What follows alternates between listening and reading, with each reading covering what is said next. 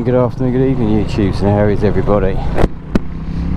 You join me on an absolutely bloody lovely day. Glorious weather. It was really cold last night, funny enough, ice on the car, but today is beautiful. And I've got a few things to do today, but Roy, you can probably see in the mirror behind me, Roy sent me a message and went, fancy a spin, go get a coffee down in Rye or whatever. So I thought, yeah, what a fucking good idea.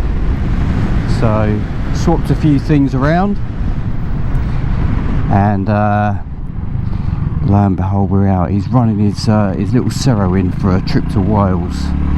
So what a perfect bike to accompany running in a Cero than the thing of beauty that is the 250 RS. So yeah, leading a little route down to Rye through the lanes, and I thought I'd chuck the camera on and have a little bit of a natter. Now what I thought about today was, because I was chatting to someone and they said, oh, you should do a day in the life of a surveillance motorcyclist. So I thought, you know what, that'll be today, because it's a lovely day. These are days where it was nice riding, where you weren't absolutely fucking frozen and the weather wasn't Baltic. You know, it's not warm, and obviously it's not as nice as summer and spring and what have you, but it's not terrible. So yeah, day in the life. But where do you start it? Do you start it at first thing in the morning? I guess you do. So first thing in the morning, obviously you know what job you've got for the day, and you know what time you're starting and where you're starting. So that could be anything from 4 o'clock in the morning to, I don't know, 2 o'clock in the afternoon. We started one job at 11 o'clock at night. But yeah, say it's an early start, so generally speaking up at 4 or 5 o'clock in the morning. Make sure you have a decent meal, because as you know, if you're riding a bike all day, it can sometimes be a bit like going to the gym, you know, doing light weights constantly, because it's quite physical riding a bike, and a big bike at speed can be quite physical. You know, you're hauling the thing around, and you know, mentally your mind is doing 100 mile an hour all day, multitasking, you know, talking as I'm doing now, whilst watching what someone else is doing, whilst listening to everyone else on the net, on the radio. So you want to make sure you get a good breakfast inside you before you go. It's not always easy, you know, you don't really want to get up sometimes at 4 o'clock in the morning and eat a big meal, but normally that's what I force myself to do. So we got a horse here, let's see if he's seen us. I'm not sure he has.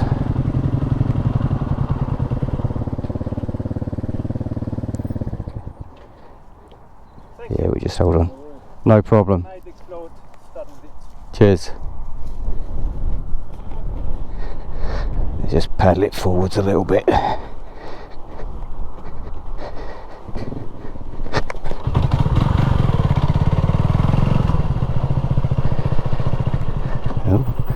I think the pony is saying hello to Roy.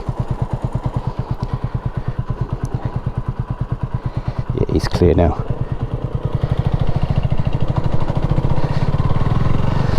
So yeah, generally speaking, back to the waffle.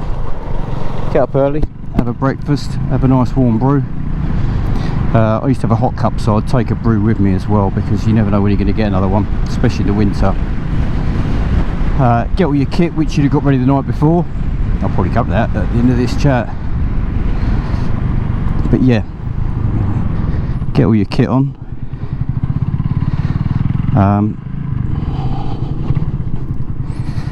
Let these cars go through. There's plenty of room. Get all your kit on and get the bike out.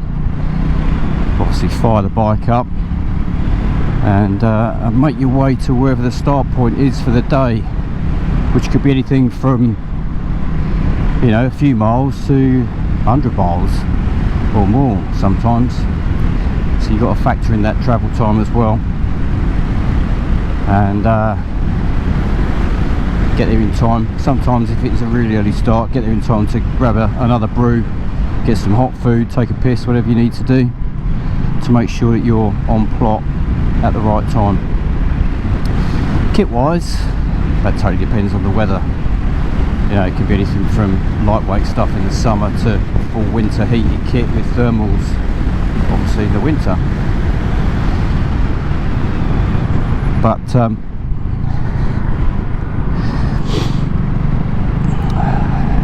let's get out of the way.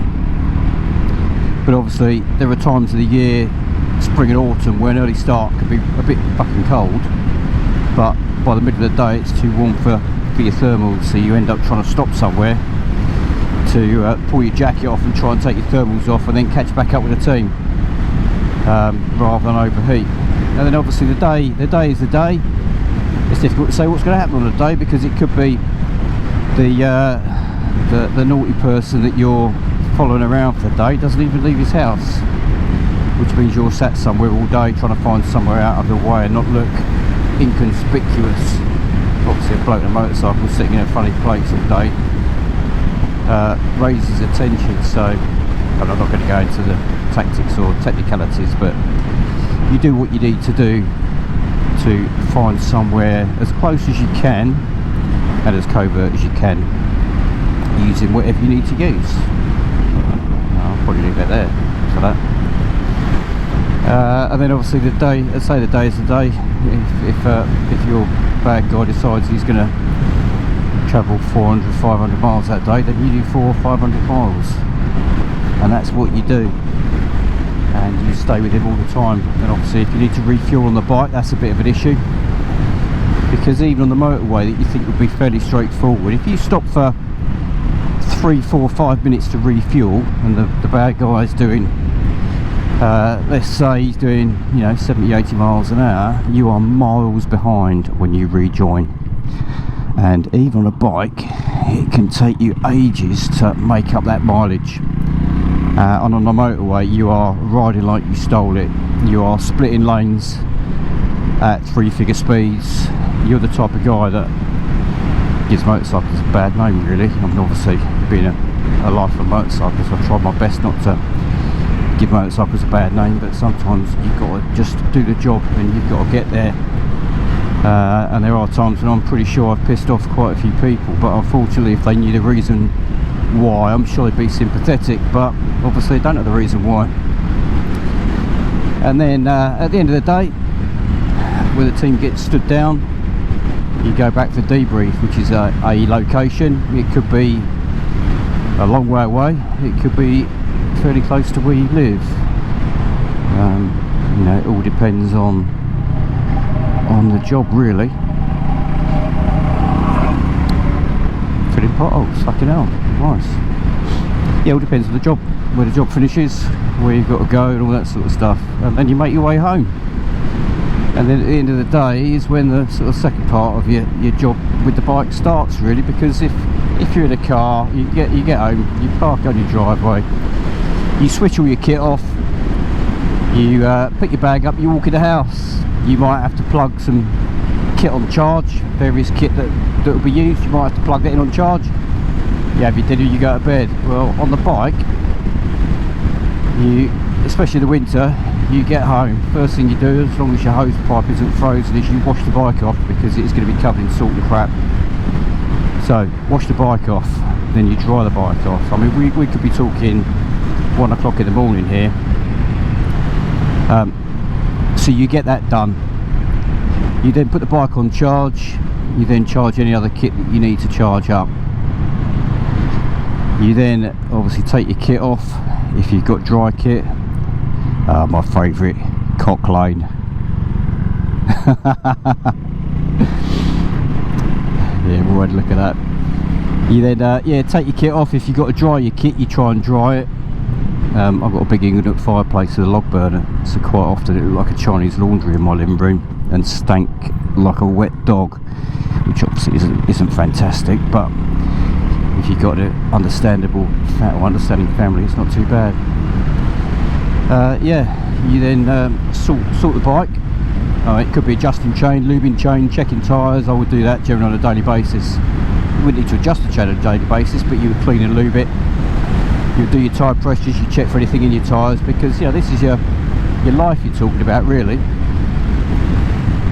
You would check anything that's got to be done and do any sort of day-to-day maintenance that you needed to do. Oh, it's windy, real headwind here.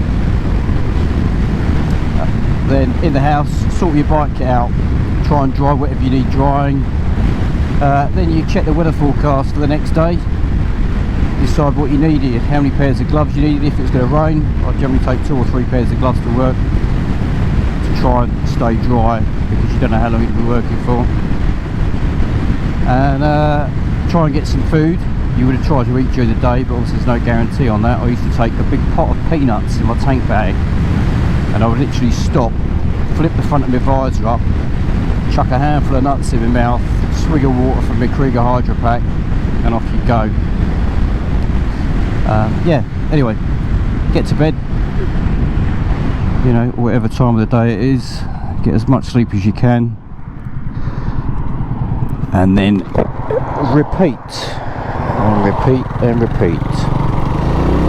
And it seems sort of fairly straightforward, and some people think, oh, that must be fantastic, but when you're doing it day after day in the middle of winter, it does take a different type of person to do that. And some people think, oh, it must be fantastic riding a bike all day for a living. And in the summer, happy days, you know, spanking around on someone else's motorcycle, getting paid to do it. But in the winter it's a whole different ball game, and there is a very high attrition rate for motorcyclists, not only for injury, but obviously for people that just go, fuck me, I just can't do this, especially when it's, you know, ice on the road or snowing or minus digits.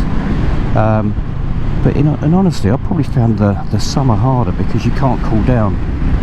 In the winter, you know, heated kit is a total game changer, but in the summer you can't keep cool, and that's the only time I've literally had to just, you know, hit the PTT and just go, I'm gonna have to move away from the team, because I was going down with heat stroke.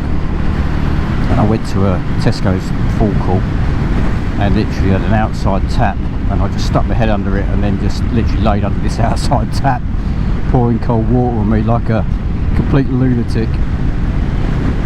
Just trying to get as much fluids in me, and went and bought a couple of bottles of Lucozade and all that sort of stuff. But yeah, a day in the life of a surveillance motorcyclist. Sounds glamorous, but in reality it is a very dangerous job, and one that, unless you ride bikes, people sat in cars don't understand and can't really sympathise with. But I might waffle about something else later. But anyway, today I'm enjoying some cracking little lanes, because Roy was like, oh, we'll follow the signs. I went, I know a few little lanes, cheeky little lanes, and they're up and down a gearbox for him to run his bike in, which is even better. Right, anyway, YouTubes, hope you've enjoyed that little waffle. It's probably a little bit dull, to be fair, but I'm going to hit the stop as usual, staring into the mirror to make sure that I do hit the button, and I will catch you later on the next episode of RS'ing About. Yeah, around this corner first before I hit the button, in case there's something coming the other way. That'd be a bit stupid, wouldn't it? Well, it'd make a good video, I suppose, crashing straight into something. But then again, it wouldn't be very good for me, because it would record me being a twat. But hey, look, we're all good. Right, YouTubes, ride safe. If you're not riding, watch crap videos on YouTube, and I will see you on the next adventure of RS'ing About. Take care.